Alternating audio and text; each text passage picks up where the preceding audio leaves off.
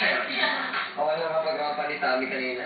Ba, kita mo naman, model na model ang dating. Ano, kasado ba? Basta ako, hands off ako dyan.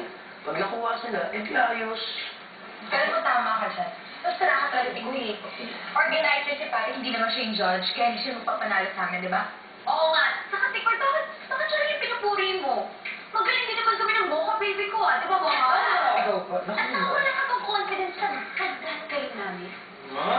Pero seriously guys ha, alam niyo, baka matalo tayo sa candidate number 7 eh. Maganda siya, saka siya pa yung pinaghihiwan ng mga tao. may point ka dyan. Hindi na siya downloadable, uploadable pa. Pwedeng ipagmalaki. Yummy? Computer. Patrick?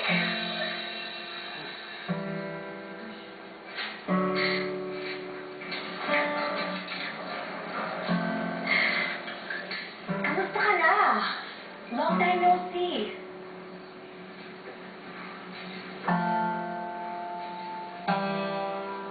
Anong ginagawa mo dito?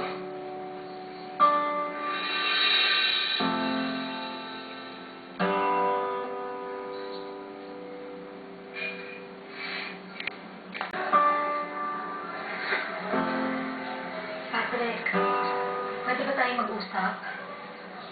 Bakit parang galit ka sa akin? Patrick, may problema ba? Wala akong problema, okay? Patrick, alam ko may problema. Baka kulit mo. Sinabi ko na wala akong problema eh. Hindi nga ako galit. Wala akong pakialam na nandito ka.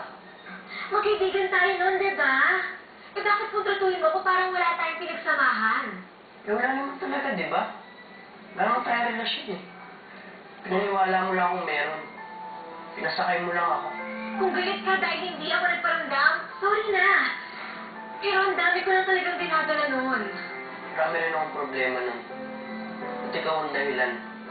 Ikaw ang may kasalanan. Kaya huwag mong sasabihin na wala akong ginawang masama. Dahil alam natin dalawa, meron.